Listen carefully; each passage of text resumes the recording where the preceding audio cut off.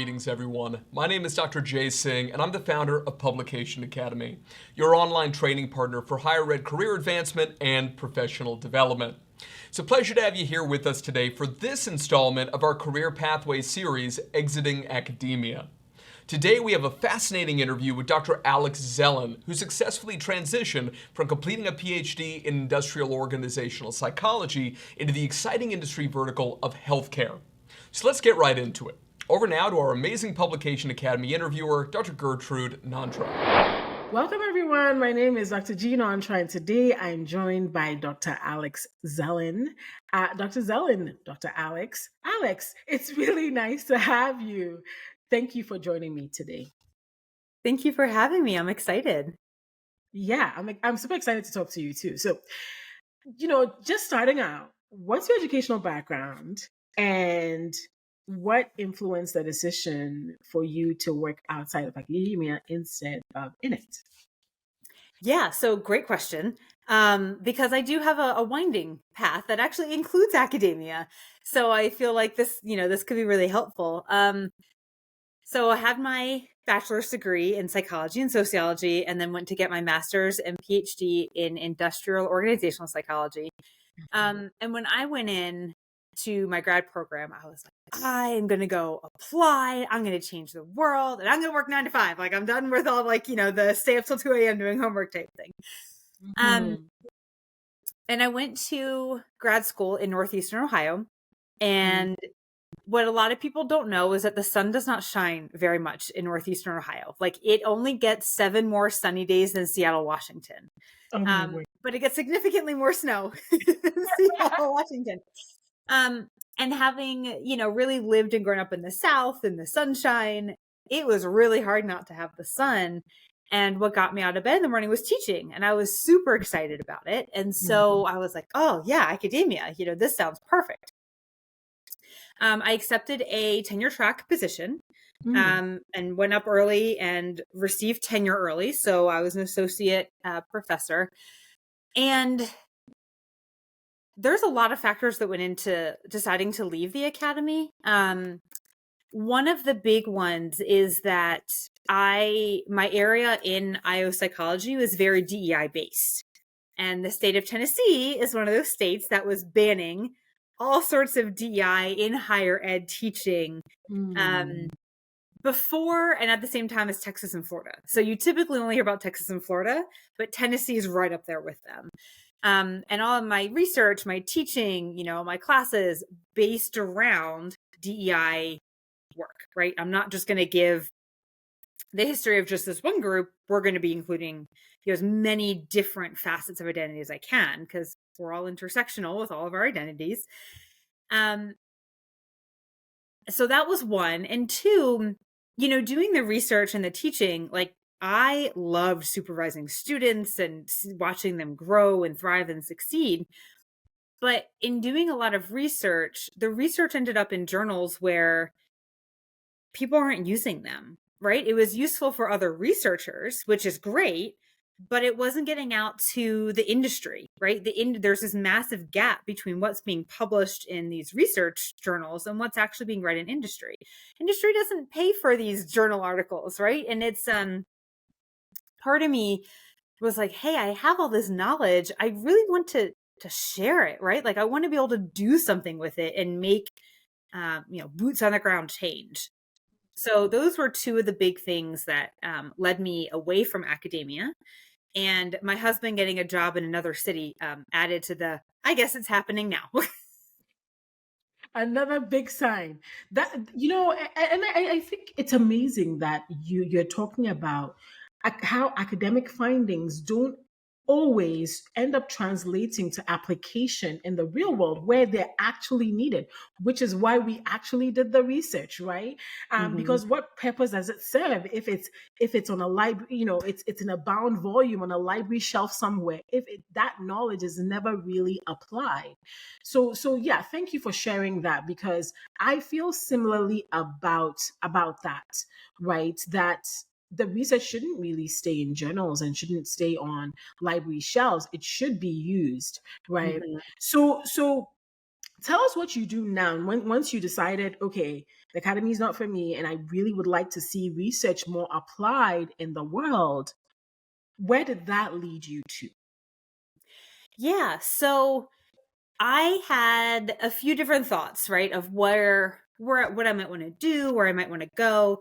And so summer of 2022 was when I was really on the job market, leaving academia.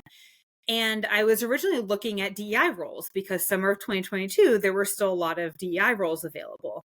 Um, but that one was interesting. Also because, well, for a few reasons, but why I didn't pivot away from DEI. I added something to DEI.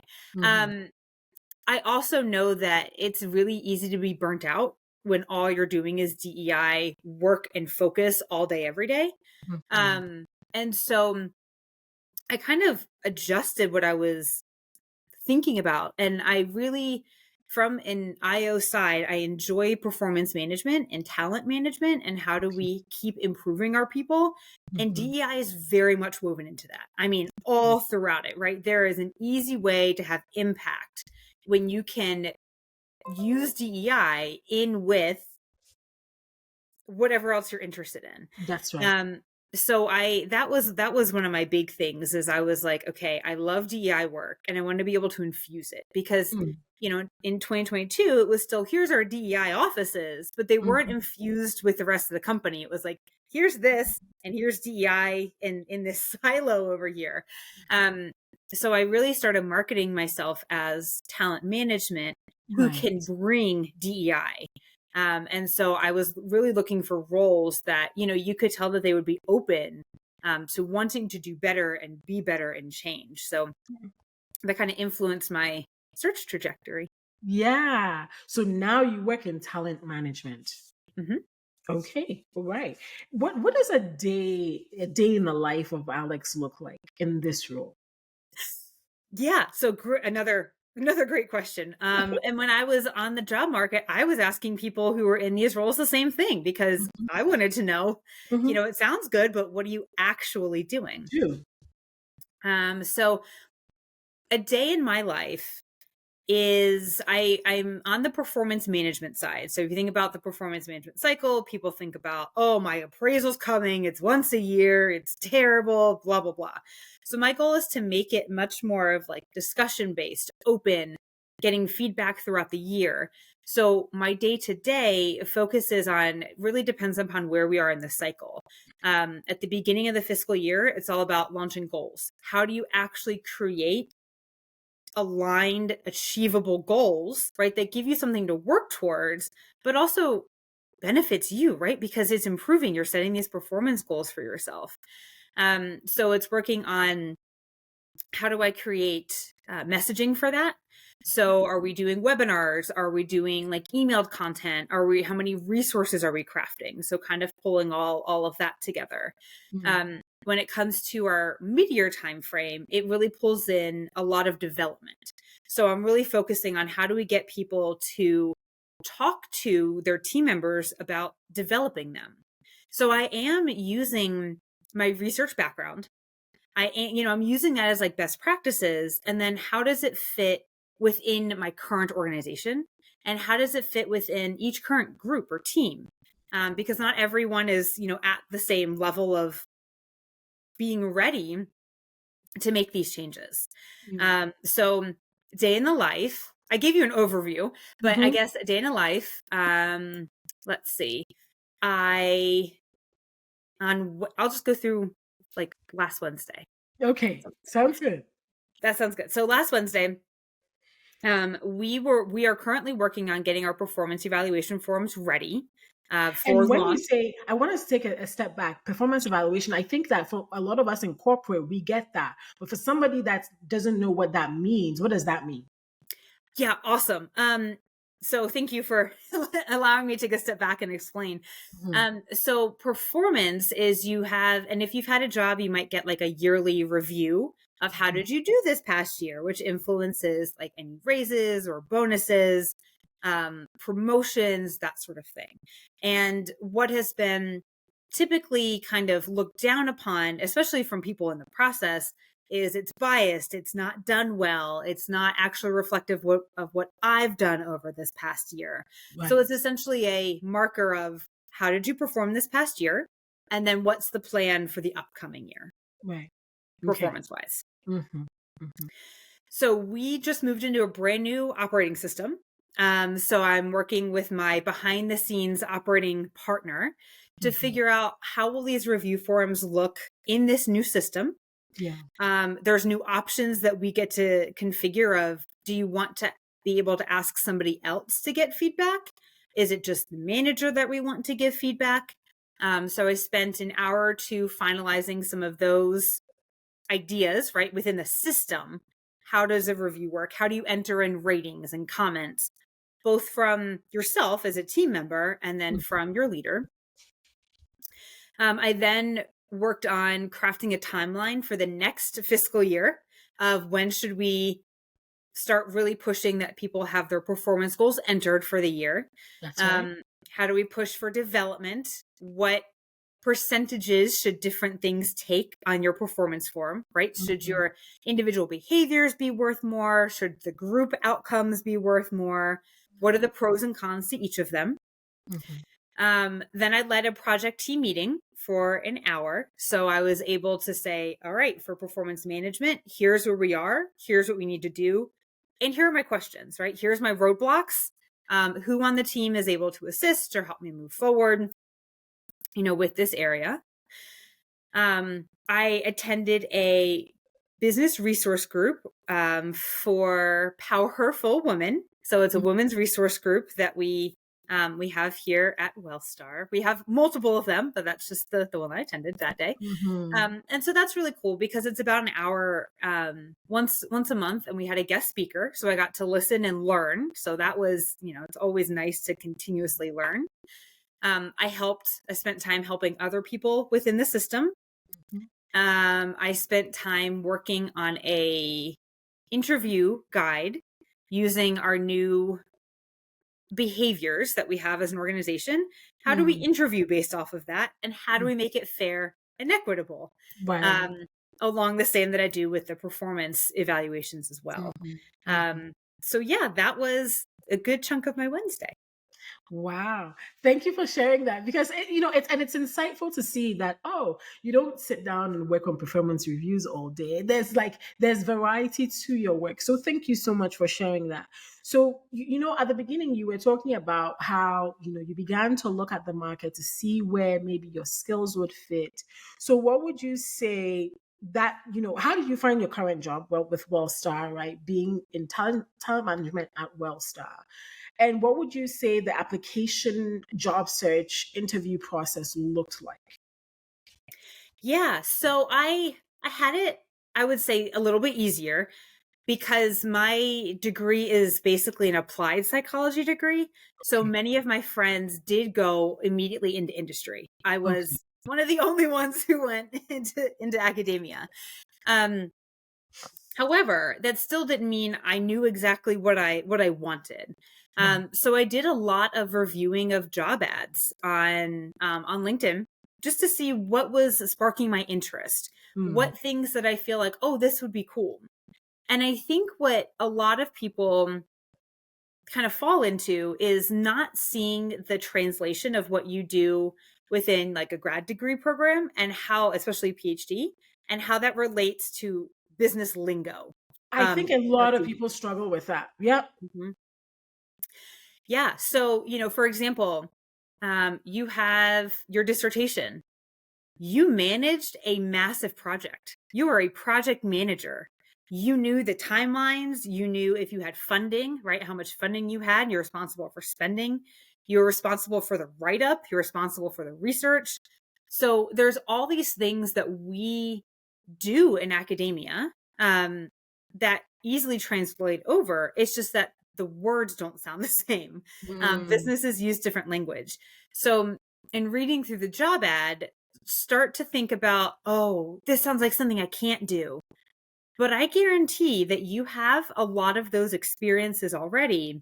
It's just not using those words.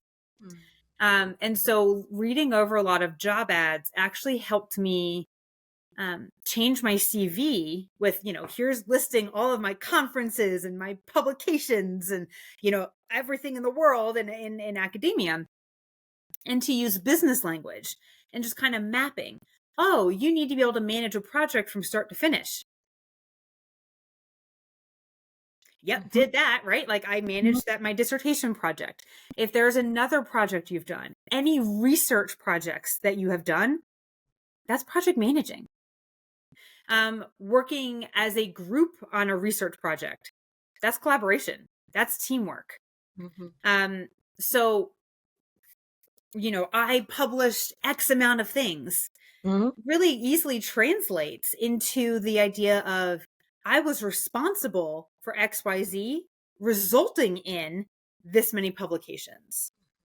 So a lot of it is being able to translate from the business talk. So the more that you can start looking at job ads, even if you're not going to apply to them, just kind of seeing what's out there, to me, that was some of the most helpful. Yeah, no, I think that's perfect. The reason I say it's perfect is because I have given this advice countless times. I have given this exact same advice countless times where I'm like, people will reach out to me and say, hey, I'm struggling, like I'm looking for jobs. And I'm like, well, what did the job ads say? What did the job description say? And sometimes people say, oh, well, to be honest, I was just kind of shooting my resume everywhere. But I love that you said that actually reading the job ads informed how you now wrote your resume, because now you are not just shooting the resume everywhere thinking your industrial psychology degree was going to get you where you needed to get. Now you are speaking the lingo and speaking the language of the people on the other end. And I think this is really important for us to realize that we are talking with people that don't necessarily always understand the great things that you did in academia. And so translating that for them on that side makes it more likely that they're going to be like, okay, she gets it, she knows what this job may entail, and so she's worth bringing in. And so you read the job ads, rewrote your resume. Then how long did it take you to like finally get a job? Because that's also another thing that I realize like people struggle with. Yeah, it wasn't quick. It wasn't quick, especially coming from academia. I actually had an interviewer say, well, just because you taught it doesn't mean you can do it. So that actually came out of an interviewer's mouth. Wow. Yeah. So, it is really, can you tell that story of why your skills that you've picked up in academia and grad school, why they transfer over? And what does that look like? And a lot of times they're looking for like outcomes. You did X and it resulted in ABC. You mentored an undergrad, like you had an undergrad research assistant. You're now a leader. You helped lead and mentor and grow X person. So it is not always, it's not always quick. The more that you can start networking, the better. Because having an internal referral is helpful in the process. And there's the whole, the computer and AI is scanning and it's never going anywhere. Recruiters are still using it, but they're also scanning for these keywords. And if you've been referred by someone in the organization, that means that maybe your resume gets like a little bit longer of a glance than a 5-second glance. So networking, asking people for coffee chats, and not necessarily those who are hiring, right? But it's more of, hey, I see your job title. Can you tell me a little bit more about what you do? Like I'm thinking about going into industry and I'm thinking about this area, but I want to get what a realistic job preview is. What do you do? And, oh, that's great. And if you really like it, is there someone else you think I can talk to? Use those networks and keep building these networks to really kind of help. And it introduces you, one, to more people, obviously, which is great. But two, like even different opportunities or job ads that aren't posted on LinkedIn or wherever you're hunting for jobs. I love it. I love it, Alex. because networking is another one of those tools I mentioned, and you mentioned coffee chats as one way to do that. What else would you recommend for people to do as far as networking goes? Yeah. What I've seen a lot of people on LinkedIn. Mhm. And even if you're like, I don't even know what to post, like, I don't even know what to write, comment, engage, interact with other people's posts. And that actually starts building a network, right? A lot of people get stuck on, I don't even know what to write on LinkedIn.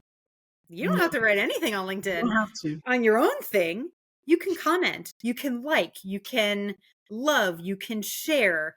And that really helps break down some of the barriers of, I don't know what to say. Yeah, well, you read this thing and you have a reaction to it, right? Or you Yeah. want to add to the story. Mhm. Um, Doing so does help build connections Yes. in a different way that a lot of people don't consider. Yeah. That's so great. Thank you so much for sharing with that. I think you touched on this a little bit with my next question about what was the hardest part about making this transition from academia to industry. You touched on it a little bit with the fact that you said it didn't happen overnight. It took a while. But what other challenges do you think you faced? Yeah, definitely didn't happen overnight. And but you're like, but I have this degree. Like, why don't Yeah, people want me? I know. Um, and and it's and then as soon as I started translating my resume into language that people actually understood, that Yeah, that helped. yeah. But it's a weird feeling of, and some people, there's different spectrums of loss of identity. Because like when you are in academia, you're like, I'm a professor. Like that is me. And out of academia, it's like, yeah, I do this, but I'm also X, Y, Z, A, B, C. Here's all the other fun things I do. And when especially in grad school, you're conditioned. This is what I am. This is what I do. This is this. And knowing that you have to kind of chart your own course. Academia is you go from, you get high, or you maybe have to do a postdoc. And if you're lucky and get tenure track position, then you're an assistant professor, then you're associate professor, then you're full professor. And there's a timeline in between and what you need to do to get there. But in the working world, like in industry, well, academia is working. Outside of academia, you kind of need to chart your own course. And it's both freeing and terrifying at the same time, to be perfectly honest. Because, you had your steps outlined in front of you in academia, but here you're like, wow, I'm trying this. I don't like it. I want to pivot next direction, right? Trying to find things that you like, looking out for what do you want to come next. Mhm. So to me, it's a very interesting, like it was a loss of identity. Like, who am I if I'm not, Dr. Z running around the halls? So that was interesting. It's also for the better. And again, this depends on where you land. And I got lucky. We work like 8 to 5. Like there's no expectation work after. There's no expectation work on the weekends. So, I left academia and started this job and I went, well, it's 5. Like I can keep going. And they're like, goodbye, Alex. Goodbye. Well, like, when in academia, you just don't stop. You just, there's always a project. There's always something. Excuse my allergies. That's okay. There's always something happening. And so it's finding who you are, because even, I'm sure if you're in grad school, when you're an undergrad, you're probably also an overachiever and working all the time, and same thing for grad school. And like, no, you can actually be who you are. So someone, I met when we moved to Charlotte, she's like, what are your hobbies? And I was like, a hobby? What's a hobby? Academia was my hobby and my job and my life and my... No, I can identify with that because at my current workplace, it's 4 p.m. and there's no, like basically the parking lot has emptied, and you're like, what's going on? At first, it threw me for a little bit, and like, oh, because people actually have lives beyond work. Yeah, amazing. Thank you for sharing that. Thank you for sharing that. It's just so relatable. What transferable skills would you say? I think you mentioned a few. But more tangibly, what would you say are some of the transferable skills? And I wanted to comment on something you had said earlier because I think this is one of the challenges other people have brought up. So you know how you talked about your dissertation was a project and you managed it, right? And you know, maybe you, for me, I never really managed the money side of things, of funding. That was always the PI. But you know, for a lot of other people, that may have been the case. So you managed the project, you managed the funds, you did a lot. And well, if you became a PI like you did, you were on tenure track, and so you had to do that. But now, when you're translating that into an industry job, what people have said is, well, Dr. G, I mean, I managed a project and I taught students and I mentored, but this industry or this company is not seeing it as a similar experience, right? What do you say to that? Number one, and number two, what are some of the transferable skills that you think you use now and that were helpful with your transition? Yeah. So, I asked you 3 questions. Sorry. That's okay. So there's a lot, and I actually just pulled up my resume because I feel like, you know, this is helpful. I can give real things that that refer back.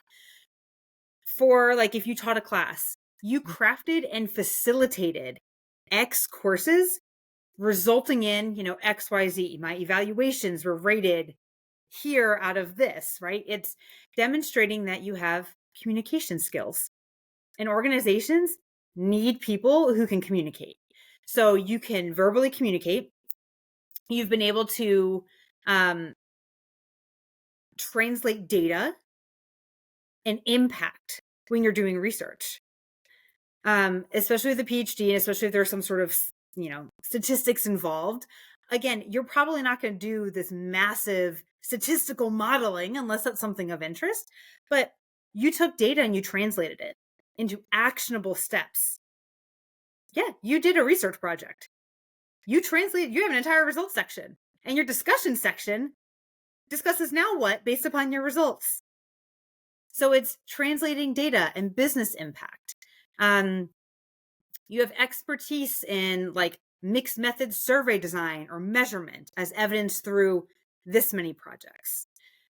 Something that I have found that was been super beneficial. You know how when you submit abstracts, whether to a conference or to a paper, they have to be like short and sweet. The ability to chop down has enhanced my success within an organization, because people will want to send out like these 2-page long emails, and no one reads 2-page long emails. Where can I chop? And I'm like, now we've got the meat. The meat, yes. This is all they need, the meat. So written communication is huge. Verbal communication is huge. Were you asked to help out on another project, right? Did you engage in teamwork with this other team because they saw you as an expert? How did you collaborate on things? Where did you demonstrate subject matter expertise? Did you ever manage anyone? Even if you weren't a PI, if you worked with manage is a different word, but you led. Even if you're not the official leader, you're still a leader, right? In the grad program, you're able to lead and mentor others. And so that's definitely a really big thing that can easily be kind of brought over. You have mastered, and saying mastered does sound, I'm not a fan of the word master. I don't know why that came out. Microsoft Office. You know how when you submit whether it's like a thesis or dissertation or anything to the school, and they have these like, here are the guidelines you must follow. This thing has to be this size, but this thing has to be this size, and this has to be this far indented, and that has to be that far indented. Congratulations, you now know more about Word than 99% of the population in the world. In the world. So you've got Microsoft Office Suite. You've utilized adult learning techniques for class engagement, learning of material. You've conducted, X study, and here's what happened from it. Numerous end-to-end projects. So there's a lot of things that transfer over. It's just how do you use How do the you words? communicate it, right? I totally see what you're saying. It's really crafting it in the context of the language that those people are using. Hmm. Because if you I totally agree with you, because if you just say I taught 10 classes, well, okay. That doesn't mean anything. Big deal. But when you break it down like the way you just did, I think it makes more sense. And when you're describing it like you were saying earlier with the job ad language, because now you're taking their language and you're saying, okay, this is how my academic experiences, what this is what they mean in your language, right? That's so great. Thank you for sharing. Thank you for sharing. So now, do you have any regrets about leaving academia? I miss teaching. Okay. I do. I miss teaching, and I miss the mentoring of the students. Mhm. But I've also been able to translate that, right? Like I'm still giving presentations, I'm still teaching. It's Hmm. just not, it just doesn't look the exact same. And I'm not, I'm not a learning consultant, so I'm not giving presentations all the time. I think if I did, I would, it would be in alignment with what I was doing in academia. Um, so yeah, that I miss, but again, you're still teaching people things. You know a lot because of your grad degree, and you get to teach people all sorts of things that whether it's technical, whether it's what you've learned with your degree content. Um, that I've enjoyed, and you can mentor anyone, right? There's an intern that joins. Hey, you can be an unofficial mentor to them. Hmm. There's someone that they just hired in who doesn't have, the same credentials that you have. You can mentor them. And what I have loved is that it's always continuous learning. Hmm. So, a lot of us go to grad school because we want to learn more about things, or academia because then you get to keep going. But the amount of things that people know, even if they don't have a grad, like even without a grad degree, is immense. So I have learned so much. So just being able to be open to others' experiences, tips and tricks, things that others suggest, I have found to kind of make up for the fact that I'm not reading journal articles every night. Yeah. And it's a lot more interesting than reading a journal article every night, to be honest. Yeah, absolutely. So as we bring this our chat, which has been so great, to a close, what advice would you give to somebody maybe like you? They started with an academic job, they're seeing that this is on the path they want to tread. What piece or pieces of advice would you give them that you haven't already shared? Yeah, there are a few communities on Facebook and on LinkedIn Mhm. for it's like recovering academics, or like the professor is out, or similar to that. Having a group of people who understand is helpful, right, in the transition, and they've been able to help translate. Oh, I have this degree. What should I write for this? So that's very helpful. Utilize your friends who didn't go to grad school. What do their resumes look like? Ask them to review your resume, because Right. they can give you the business lingo that's being used, right? Talk to your friends. What are they doing? That to me was incredibly helpful to decide. I was like, oh, maybe I want to do this. And then I talked to my friend doing it, and I was like, no, I don't want to do that. Right. Like I can knock that off. Um, but now that way you can like now have your narrowed idea of what you want to do. So you're not just applying, but Yes. your resume reads similarly for all the same jobs, because it's a similar job that you're looking for. Yeah. Okay. No, those are helpful. So I think you mentioned two big communities, recovering academics, and then the professor is out. Those, I think those are Facebook communities, correct? Mm-hmm. Yeah, I've heard about both of them. And like you said, there's several other communities on LinkedIn. I mean, you can just do a LinkedIn search and they come up fairly easily. So this was such a great conversation, Alex. I really appreciate you sharing everything that you did. Thanks for having me. And I believe I found this opportunity through a LinkedIn post that someone who Yes. also left academia commented on or reposted. Yes, absolutely. So that's the power, and that's the power of networking, right? That's the power of using a platform like LinkedIn, is that you find out about opportunities that you didn't even think that would be great, and then I remember I've shared this previously, but my first job outside, my first full-time job outside of academia was on LinkedIn. I found it on LinkedIn. Yep. Yeah. So it's such a great platform. But thanks, Alex. This was great. Yeah, thanks for having me.